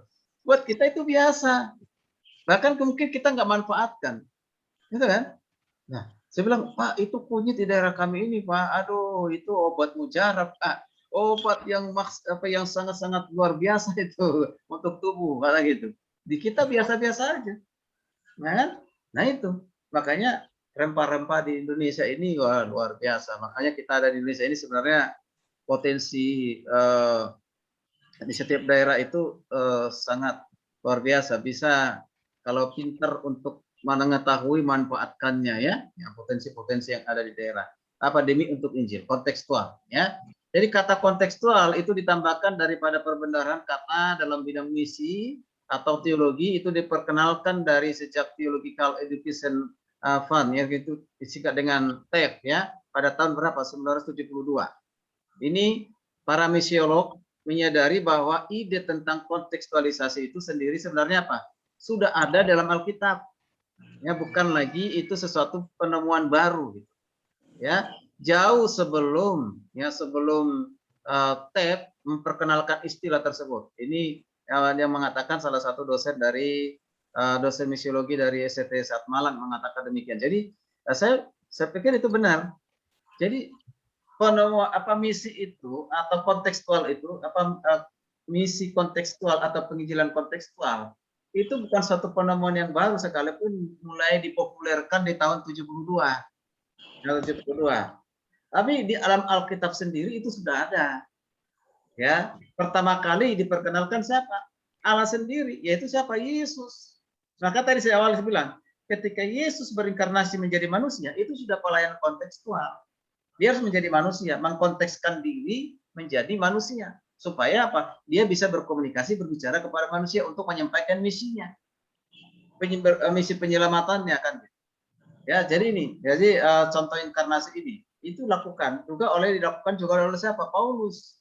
Pada dia mengkomunikasikan Injil kepada orang kepada yang bukan orang Yahudi, dikatakan ketika aku datang kepada orang Yahudi aku seperti orang Yahudi, ketika aku datang kepada yang bukan Yahudi aku seperti bukan orang Yahudi. Nah, dia mau mengatakan seperti ini sebenarnya bukan menunjukkan suatu kecongkakan, kesombongan gitu, bukan. Tapi dalam rangka untuk apa? Supaya dia bisa diterima, Injil pun bisa diberitakan. Nah, itu. Jadi sekali lagi kontekstualisasi itu adalah proses yang dilakukan secara terus-menerus untuk membuat berita Injil dapat diterima oleh si penerima, baik dalam budaya mereka yang dinamis, secara politik atau sosial ataupun ekonomi. Nah, itu dilakukan secara terus-menerus. Jadi proses ini bertujuan untuk apa? Mengupayakan agar kebenaran dinyatakan dalam Alkitab dapat menjawab pertanyaan mengenai kebenaran dalam budaya tertentu sesuai dengan kitab suci yang tanpa mencemari, mengurangi keabsahan kebenaran itu sendiri sehingga kebenaran itu dapat dimengerti dan pada akhirnya juga dapat diterima dalam konteks budaya tersebut. Tadi sudah katakan di awal. Ya, kita harus menjaga kemurnian dari Alkitab, kemurnian dari teologi, kemurnian dari firman Tuhan. Itu harus dijaga. Jangan sampai karena kita masuk ke budaya, ini kabur, ini berubah, gitu kan? Ya berubah. Ini nggak boleh. Itu nggak boleh. Dia harus tetap di posisi atas. Ya, jadi kebenaran Alkitab, keabsahan Alkitab. Ini yang menjadi pembimbing yang mengarahkan adat istiadat, budaya, kebiasaan, etika, apapun itu yang ada di dalam konteks. Ini harus tetap diposisikan posisi atas. Jangan sampai dibalik. Ya, jangan sampai dibalik. Nah, jadi saya tidak memungkiri, sudah saya katakan seringkali seperti itu memang terbalik gitu. Jadi malah dia masuk terbuai dengan budaya itu, Injilnya ya samar-samar gitu. Dengan apa? Penyesuaian. Biarkanlah Roh Kudus yang bekerja kan gitu ya. Nah, bahasa yang rohani banget kelihatannya kan, kedengarannya kan gitu ya. Tetapi bukan seperti itu sesungguhnya kan gitu ya. Tetap ya mungkin gini, saya sampaikan kepada kita ya misalnya sudah melakukan pendekatan budaya lalu kita beritakan Injil. Ya, pendekatan budaya. Harapan kita kita diterima, Injil diterima. Betul, itu doa kita, harapan kita bahkan kehendak Tuhan. Tapi tidak selalu kenyataan seperti itu. Ya, tidak selalu. Bisa saja justru terbalik. Sebaliknya. Penolakan dan pengusiran. Padahal kita sudah melakukan pendekatan budaya. Kan gitu. Bisa terjadi. Pernah nggak terjadi seperti itu? Sering. Ya, sering. Ketika kita masuk budaya tertentu. Tapi ada juga yang gagal. Yang gagal apa? Gagal di dalam kontekstualnya. Sehingga dia nggak bisa masuk. Nah, contoh ya, saya tidak perlu sebut salah satu gereja lah ya. Nah, gereja. Nah, tadi ya saya sudah singgung. Di daerah tertentu di Tapanuli Tengah sana, di mana saya lahir dan dibesarkan, saya sudah tahu budaya di sana karena saya lahir di sana, dibesarkan di sana. Di dalam hal kebiasaan, adat istiadat dan yang lain sebagainya. Ya. Dan itu sangat kuat di gereja yang ada di sana, gereja suku kan, sangat kuat dalam hal itu. Udah menjadi satu apa ya, udah menyatu lah. Ya, dari turun temurun itu sudah berakar. Ya, bahkan kadang-kala itu sudah lebih tinggi nilainya dibandingkan dengan Alkitab gitu. Udah itu. Nah, itu udah seperti itu. Nah, coba masuk ada gereja lain. Nah, tidak mempelajari budaya itu. Tapi langsung apa yang dia pikirkan, dia menurut dia benar, menurut dia itu Alkitabiah, padahal belum tentu dipaksakan. Ya, dengan apa? Maaf, kalau saya bilang bakar-bakar ulos, kumpulin, suruh jemaat itu bakar-bakar ulos, kumpulin, bakar ulos. Yang membuat marah orang-orang daerah situ, buat marah. Akhirnya apa? Ya bisa saja, bukan saja gerejanya disuruh tutup, diusir dari situ. Ya kan? Makanya pernah kita sudah ingin masuk penginjilan ya, daerah itu, masih ingat saya tuh dulu bupatinya Harga Tobing ya, Harga Tobing. Kita ada misi ini untuk buat KKR dan seminar, buat hamba Tuhan juga berjemaat untuk seluruh Tapanuli Tengah. Gubernurnya bukan gubernurnya, bupatinya nanya begini, ini dari aliran mana? Nah, nanya begitu.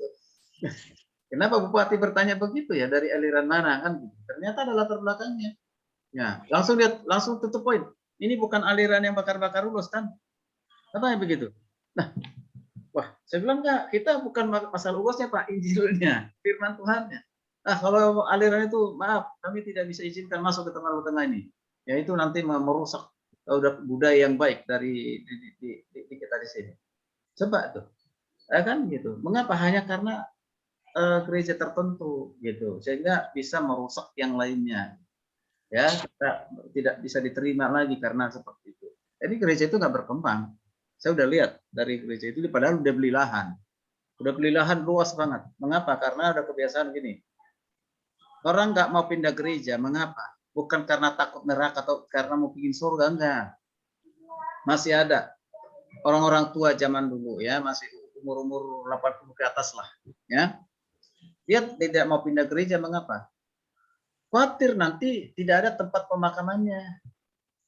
Karena gereja di sana sudah disiapkan pemakaman. Setiap gereja pasti sudah disiapkan lahan untuk pemakaman, ada beberapa tempat. Siapa warga jemaatnya ya yang meninggal, udah ada lahannya, tidak perlu cari-cari lagi. Nggak perlu. Makanya kalau ada gereja baru masuk ke sana, harus beli lahan.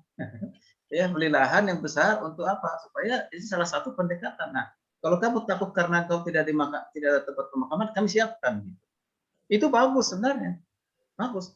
Tapi ketika mulai melakukan hal yang sifatnya frontal, yang saya bilang sampaikan tadi itulah yang membuat ini sekarang seperti hutan itu. Saya lewat seperti hutan, tidak terurus lagi. Katanya sih masih ada jemaat ya 1, 2, 3 orang keluarga kan. Ya kan yang begini. Ya, maaf, barangkali nggak tahu apakah di antara kita yang bergabung ini seperti itu ya. Kalau saya tidak harus melakukan bakar-bakar ulos gitu kan. Nah, ulos itu adalah suatu budaya yang baik. Kalau mungkin dulu itu awalnya dulu mungkin ya dengan melibatkan unsur-unsur mistik ataupun kuasa gelap dan yang lain sebagainya. Tapi sekarang kan enggak. Ya kan? Ya enggak. Kalaupun iya, ya dikuduskan dengan kuasa Roh Kudus, ya, kuasa Tuhan. Ya karena masa kuasa setan tak kalah. Seperti doanya itu ada apa itu? Ya, teman-teman kita hamba Tuhan yang di Papua itu salah ngomong kali itu ya. Doa bakar tolak corona, Pak. Vaksin dan yang lain, ya kan? Ya, dibilang apa itu? Ya, darah Yesus kalahkan oleh setan. Nah, itu kan, jadi itu, itu mungkin sakit semangatnya, jadi kurang kontrol ngomongnya, kan? Tidak ada komanya, kan gitu. Baik, jadi itu kontekstual itu sebenarnya juga luas sekali. Baru kita masuk nanti untuk hal yang lain, Bapak Ibu, ya. Baik, nah ini mungkin kita cukup sampai di sini, sudah jam 8 kurang. Ya, 8 kurang. Saya akan share nanti tugasnya, akan sesuaikan lah. Sesuaikan, berharap bisa diterima ya, bisa berharap diterima. Kalaupun tidak diterima, nanti bisa diusulkan, Pak, saya maunya yang begini. Nanti kita pertimbangkan. Ya. Baik. Silakan di akhir dari pertemuan 5 menit lagi. Ada mungkin pertanyaan, Pak Fabri kemana ya? Biasanya beliau itu paling banyak suara itu. Sekarang ini menghilang beliau. Saya nggak lihat lagi. Oh, ada beliau. Ini Ada beliau, Pak. Lagi sibuk shopping, Pak, obat tidur, Pak. Wah, itu mantap itu, Pak. Pelayanan itu banyak sekali orang diberkati lewat obat tidur itu. Saya